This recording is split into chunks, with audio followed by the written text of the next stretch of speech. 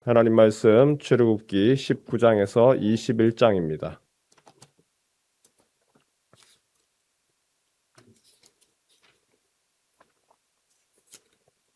출애굽기 19장에서 21장 말씀입니다. 19장 말씀을 한번 볼까요? 애굽 땅을 출발을 해서 시내산까지 3개월이 걸렸습니다. 19장 1절에 보니까 이스라엘 자손이 애굽 땅을 떠난 지 3개월이 되던 날 그들이 시내 광야에 이르니라. 드디어 시내 광야에 이르렀습니다. 그리고 시내산으로 우리가 잘 알고 있죠. 그 시내산에 하나님이 부르십니다. 이 시내산의 높이가 얼마냐? 작은 산이 아닙니다. 2000m가 넘습니다. 2290m. 굉장히 높은 산입니다. 그런데 그곳에 하나님이 모세를 부릅니다. 오르락 내리락, 모세가 계속해서 오르락 내리락을 반복합니다. 19장을 한번 볼까요? 3절을 한번 보죠. 3절 함께 읽겠습니다. 시작. 모세가 하나님 앞에 올라가니 여호와께서 산에서 그를 불러 말씀하시되 너는 이같이 야곱의 집에 말하고 이스라엘 자손들에게 말하라. 2300m 그 높은 곳에서 하나님이 부르십니다. 그래서 모세가 하나님 앞에 올라가서 말씀을 듣습니다. 7절 한번 볼까요? 이번에는 내려갑니다. 같이 읽지요. 모세가 내려와서 백성의 장로들을 불러 여호와께서 자기에게 명령하신 그 모든 말씀을 그들 앞에 진술하니. 그 높은 산에서 내려왔습니다. 한 번 오르락 내리락 했지요. 그리고 하나님이 말씀하신 것을 백성들에게 전달했습니다. 9절 한번 볼까요? 하나님이 두 번째 부르십니다. 같이 읽습니다. 여호와께서 모세에게 이르시되 내가 빽빽한 구름 가운데서 내게 임함은 내가 너와 말하는 것을 백성들이 듣게 하며 또한 너를 영영히 믿게 하려 함이니라.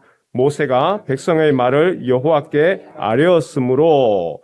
여기에는 모세가 올라갔다는 말은 없지요. 그런데 이미 함축되어 있습니다. 모세가 그 높은 산에 다시 하나님이 불러서 올라갔습니다. 올라가서 백성들이 얘기한 것을 하나님께 아뢰입니다.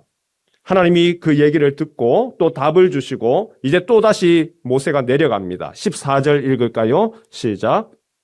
모세가 산에서 내려와 백성에게 이르러 백성을 성결하게 하니 그들이 자기 옷을 빨더라. 하나님이 너희들 깨끗해라, 정결하게 해라. 그리고 마치 너희들 이 산에 접근하지 말라 이야기를 하셨죠.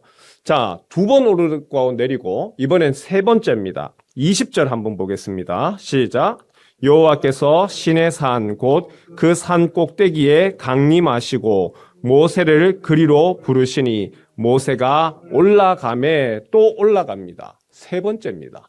그리고 다시 하나님의 말씀을 받아서 모세가 내려옵니다. 25절이죠. 시작. 모세가 백성에게 내려가서 그들에게 알리니라. 19장에서만 모세가 총 3번 오르락 내리락을 반복합니다. 동네 그냥 뒷산, 황령산이 아니고 2300m나 되는 그 높은 산을 하나님이 부르시면 올라가는 것이고 또한 하나님의 말씀을 듣고 또한 백성들에게 전하고 또 다시 백성들이 이야기하는 거 하나님께 이거 알려주십시오 라고 하면 그것을 가지고 또 하나님 앞에 가는 모세는 하나님과 이스라엘 사이에서의 중재자로서의 역할을 하고 있습니다. 모세를 통해서 하나님과 사람 사이에서의 그 중재자의 자격, 어떤 모습인지를 우리가 볼 수 있지요.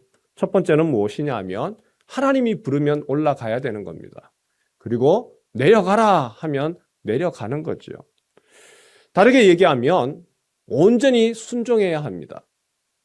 왜 하나님이 모세를 나이 40에 부르지 않으셨지요? 힘도 있습니다. 지혜도 있습니다. 능력도 있습니다. 하지만 한 가지가 부족했습니다. 아직까지 그에게 힘이 너무 많아서. 오히려 하나님은 힘이 빠질 때까지 기다리셨습니다. 때로는 우리 성도들 중에서도 참 그런 분들이 있어요. 온전히 순종하는 것, 이게 참 은혜인데 이게 그렇게 참 쉽지가 않습니다. 때로는 우리의 생각이 가득하고 하나님의 말씀을 들어도 그 가운데서 부딪히는 부분들이 종종 일어납니다. 예전에 어떤 분이 그 이야기를 하시는데 깜짝 놀랐습니다.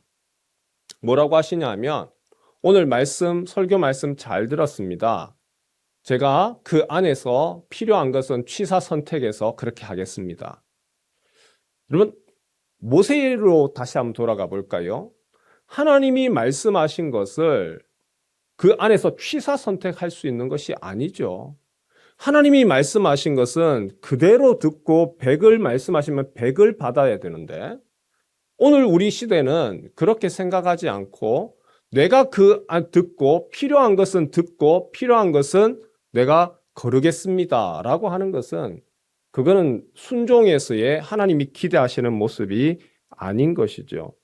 어제 설교에서도 말씀했지만 예수님이 설교하셨습니다.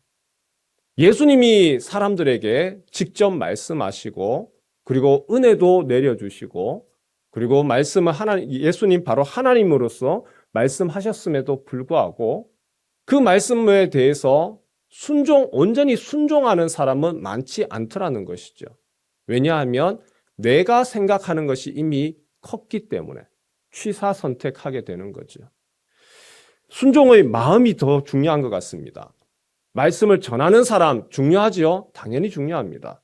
그러나 아무리 전하는 자가 탁월하고 예수님이 오셔서 전한다 할지라도 들으려고 하는 마음이 없으면, 아무리 은혜로운 말씀이라 할지라도 그 마음에 이미 벽을 쌓고 있으면 그 은혜의 말씀이 들어갈 수가 없는 것이죠.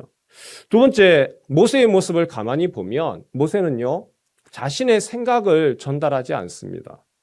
하나님의 말씀을 전하고 또한 백성의 하나님 앞에 이야기하는 바를 전합니다.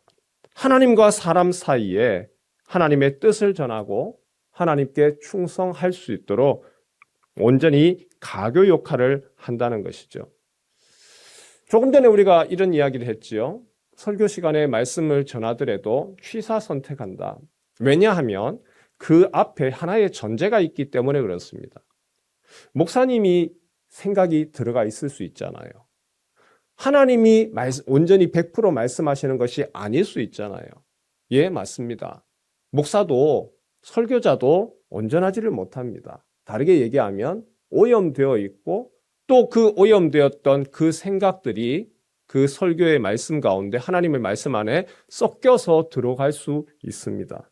그런데 하나님은요, 그런 오염되고 죄 많고 불완전한 설교자를 통해서도 하나님은 말씀하시고 역사하신다는 것이죠. 바라기는 하나님의 말씀이 선포될 때에 아멘으로 받고 수용하는 성도 되시길 축원합니다. 세 번째, 중재자 모세의 모습을 보니까 하나님과 만남을 위해서 먼저는 자신의 몸과 삶을 성결하게 유지하는 사람입니다. 하나님이 말씀하시죠. 19장 5절과 6절 말씀 같이 한번 읽을까요? 하나님이 너희를 부르신 이유가 바로 여기에 있다. 이스라엘을 향한 말씀이시지만, 그러나 모세에게, 그리고 오늘 우리에게 동일한 말씀이죠. 19장 5절과 6절입니다. 시작. 세계가 다 내게 속하였나니 너희가 내 말을 잘 듣고 내 언약을 지키면 너희는 모든 민족 중에서 내 소유가 되겠고, 너희가 내게 대하여 제사장 나라가 되며 거룩한 백성이 되리라. 너는 이 말을 이스라엘 자손에게 전할지니라. 말씀을 전하는 사람이 먼저 말씀 앞에 서야 합니다. 제사장 나라, 제사장, 거룩한 백성이 되기 위하여서 먼저 주님 앞에서 은혜를 받았으면 내가 깨끗해지겠다는 것이 아니고, 은혜를 받아서 하나님의 은혜 가운데서 그렇게 서려고 또한 몸부림쳐야 되는 것이죠. 하나님이 모세를 중재자로 세워서 산 위로 부르셨습니다. 그리고 모세와 함께 하셨습니다. 거룩한 임재를 체험케 하셨습니다. 하나님은 지금도 말씀하시죠. 모세를 통해서 말씀하신 하나님이 이제는 말씀을 통해서 이야기하시고 설교자를 통해서 오늘도 말씀하십니다. 특별히 말씀의 전달자인 증거자인 또 설교자를 위해서도 기도해 주시고 또 말씀을 받는 우리 성도들 나 자신을 위해서도 기도하는 이 아침 되었으면 좋겠습니다. 하나님의 말씀에 온전히 순종하게 해 주십시오. 내가 이미 전제가 있고 내 안에서의 생각이 크면 하나님이 말씀하시고 예수님이 말씀하신다 할지라도 거부하고 튕겨내는 거죠. 내 생각이 먼저가 아니라 하나님의 말씀을 먼저 받게 하시고 그리고 또 말씀을 전하는 분들도 설교자들도 하나님께서 말씀의 수로로서 또 먼저 깨끗하고 정결케 하옵소서. 이 아침에 나 자신을 위하여서도 또 그리고 말씀을 전하는 분들을 위하여서도 함께 간구하고 기도하는 이 아침 되시기를 주님의 이름으로 축원합니다.